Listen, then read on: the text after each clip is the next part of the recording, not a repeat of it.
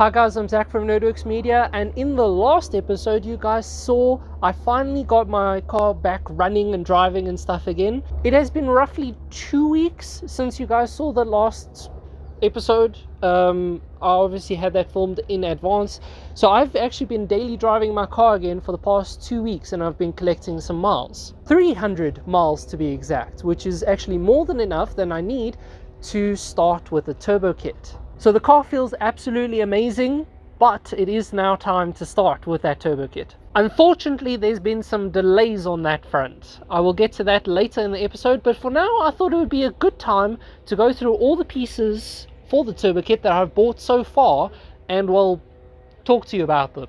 First up, why don't we start with the cause of oh so very many delays in the engine rebuild: my exhaust manifold. So as you can see, this is a tubular manifold. It's actually also slightly offset. Now all of this should mean that it gives slightly better flow to the turbo than something like a log style manifold. That should also mean that it technically spools my turbo faster, which is something ideal for my whole setup. I'll get to that also a little bit later. As you can see, it also has a port for the blow-off valve. I won't be running a blow-off valve for now. I'll be running an internal wastegate. However, I asked the dude to put it there so that later down the line, when I'm ready, I can actually have one. It is made of steam pipe, which is an exceptionally robust metal and actually kind of heavy as well, which isn't ideal. However, it should not crack. I mean, there's always a chance of something happening. But I do plan on maybe adding some reinforcements or something so that it won't ever crack. Next, we have this messy knot of cables, which is my Grady boost controller. But why? I'm going to be 100% honest with you guys. I don't know much about this thing at all.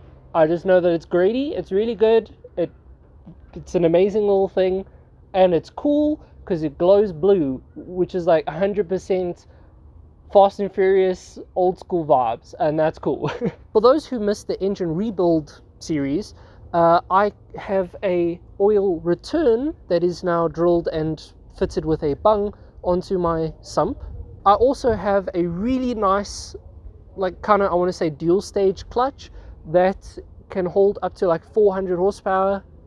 A very big thank you to Full Race Engineering with helping for both of those things. The final piece that I physically have with me right now is the turbo itself, which is actually a very small little baby turbo. It is actually the stock turbo from a Nissan 300ZX, which is a Garrett, if you didn't know. It is a tiny little turbocharger, however it will do exactly what I wanted to do. For those who don't know, the goal for my car is to make around 200 horsepower to the wheels, but with as little boost lag as possible, so the fastest spool I can manage. I'm not attempting to build a horsepower monster. I'm attempting to build a really fun little street car.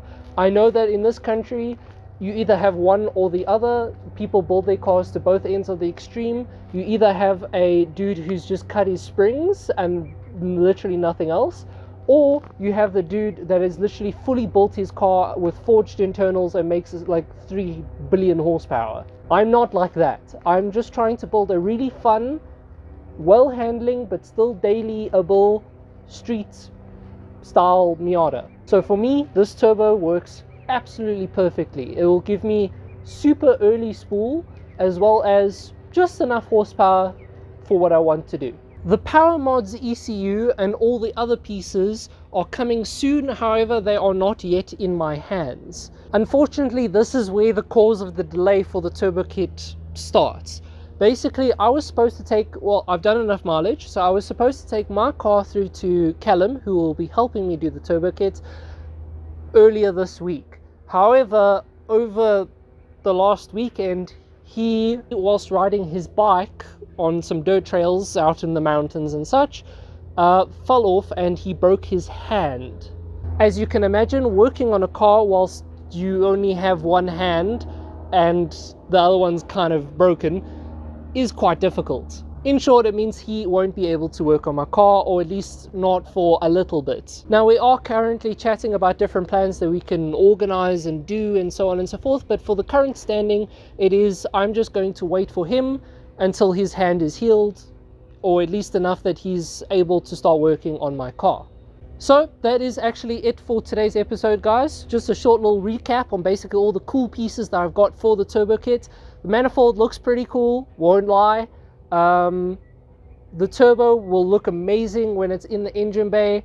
Boost controller is going to look awesome and pretty baller and kind of ricey, but I love it in the in the interior.